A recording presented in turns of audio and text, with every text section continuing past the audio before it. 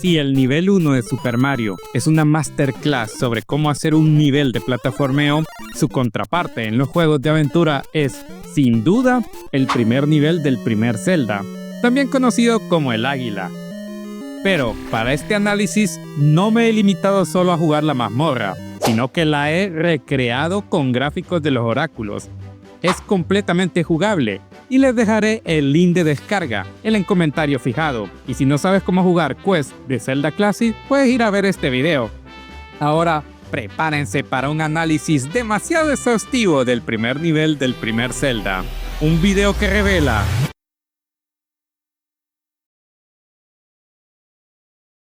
Esta es la primera pantalla. En ella podemos ver 3 elementos que guían al jugador. El primero son las estatuas. Si nos fijamos, estas obstaculizan que vayas a los lados caminando diagonalmente. Lo más fácil es ir de frente en línea recta. Es aquí donde te topas con el segundo elemento, una puerta cerrada con candado. Esta puerta te obliga a buscar otros caminos, que son el tercer elemento, las puertas abiertas a cada lado. Mira cómo este diseño ha obligado al jugador a ir en línea recta, toparse con la puerta cerrada para que compruebe que no puede abrirla de ninguna forma, para después mostrarle 2 rutas para encontrar la solución a su problema. Zelda, jugando con nuestros cerebros de primates desde 1986. Cuando digo que este será un análisis muy exhaustivo, no estaba bromeando. Ahora, hablemos de las 2 pantallas a cada lado. Cada una tiene una llave. Es aquí donde te muestran la forma en que los enemigos te pueden dar llaves. Si vamos a la izquierda, estará lleno de Kisses en una sala vacía. Aquí tú y yo sabemos que debemos eliminarlos, pero ahora piensa en los años en que salió este juego. En principio no había nada igual, por lo que un jugador se devolvería al ver una sala solo llena de enemigos. Ahora, este mismo jugador va a la derecha para ver una sala llena de enemigos, pero uno de los enemigos parece diferente. Lo elimina y este suelta una llave. Ahora sabe que los enemigos pueden darte llaves, en especial los que parecen algo diferentes. Aquí pueden pasar 2 cosas. Se usa la llave en la puerta cerrada o el jugador se devuelve a la anterior sala y quizás se pregunte si no notó que algún Kissy era diferente. Al ser rápido y revolotear, es difícil saber si son diferentes unos con los demás. Al final, termina eliminándolos a todos. Pero en vez de recibir la llave del último Kissy, el juego la hace aparecer en una esquina. Esto es una forma de evitar que el jugador piense que la recibió por pura mala suerte del último enemigo, sino que entienda que fue al eliminar a todos que recibió la llave. Independientemente por cuál pantalla lograra obtener la primera llave, terminará aprendiendo esto al entrar a la segunda. Más adelante en la mazmorra, descubres que esto mismo es para objetos como el boomerang. Ahora, quiero hablar de los obstáculos y su disposición a lo largo de la mazmorra. Empecemos con los bloques, los primeros que vemos en el juego. Cuando los bloques están en un grupo denso, te dan una gran ventaja contra los enemigos a pie. Por el contrario, cuando están más desperdigados, te dan más ventaja contra los enemigos aéreos o saltarines, pero te dejan vulnerable contra los de a pie. ¿Me explico? Imaginemos unas cajas del mismo tamaño que Link. Estas cajas representan por dónde puede recibir daño. En principio podríamos pensar que son 4 direcciones, pero en realidad son 8, ya que Link se mueve en diagonal, pues cuanto más grande sea el grupo de bloques, más de estas cajas de daño quedan cubiertas, haciéndote más seguro contra los enemigos de a pie. Volvamos a la pantalla con los Stalfos. Aquí hay 2 grupos de bloques de 3×2. Si te colocas en medio de uno, 3 de tus cajas de daño quedan cubiertas. Como los enemigos se mueven por cuadrículas, tus puntos débiles en diagonal desaparecen. Ahora, solo debes preocuparte por defender arriba, abajo y el lado libre. Pero esto no aplica a los enemigos aéreos y saltarines. Ahora, los lugares seguros de los bloques restringen tu movilidad contra enemigos que ignoran estos obstáculos. Entre más juntos estén los bloques, menos espacio tienes para evitar a los enemigos aéreos y saltarines, pero entre más separados estén estos bloques, más facilidad tienes de evitar a estos enemigos. Por lo tanto, la disposición de los bloques te da ventaja contra un tipo de enemigo u otro. La primera vez que te encuentras con los Kizis es en una sala sin bloques. En la siguiente tienen un grupo de 3×2 que hace más difícil la lucha. Pasa lo mismo con los Stalfos. La primera vez está en una sala con 2 grupos de 3×2. En la siguiente solo hay uno. Y en la tercera son bloques individuales. Esto es para aumentar la dificultad sin modificar el comportamiento de los enemigos. Pero como tu perspicaz ojito ha notado, hay otro tipo de disposición de bloques, que yo llamo corredores del amor no correspondido. Estos son bloques separados por un espacio, actuando como ambas disposiciones a la vez. De ahí lo de corredores.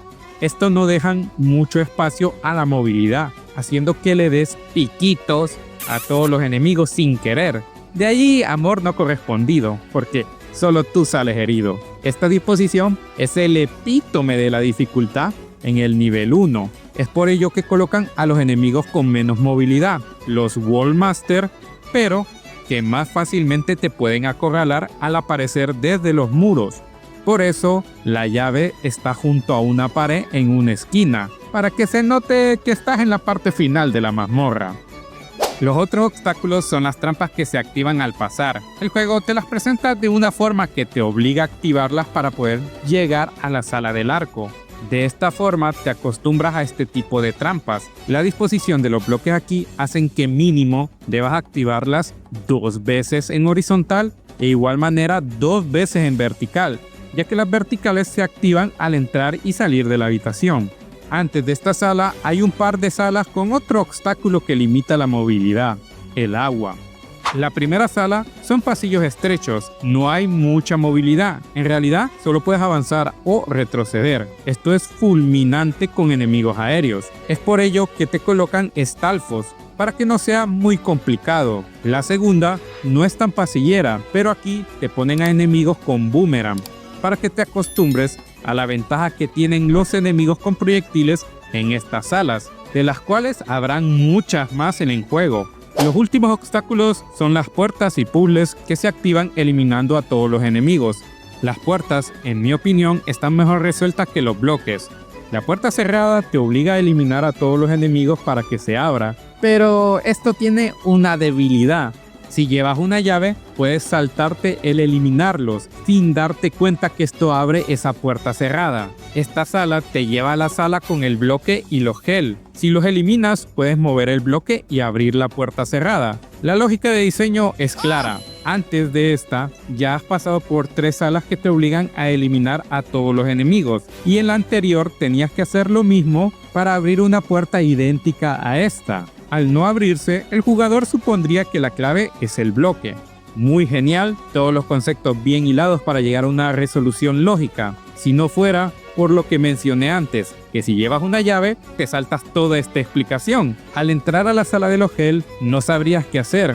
Creo que este es uno de los pocos tropiezos de diseño en la mazmorra, porque el otro tropiezo es el objeto, y es que te puedes ir de la mazmorra sin llevarte el arco.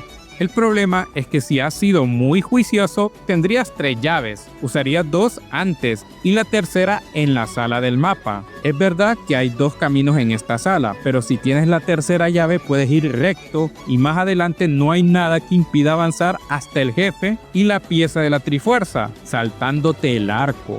Hacer esto era más común de lo que piensas. Por algo había un servicio de llamadas de ayuda del primer Zelda.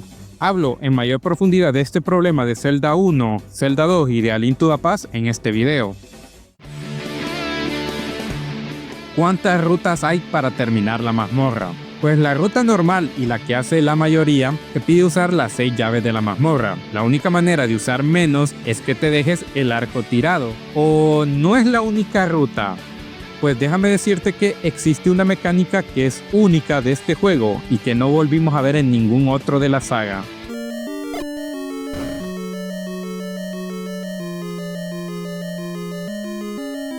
Espérate, Cell. Eso de usar bombas para romper paredes es una mecánica habitual en la saga.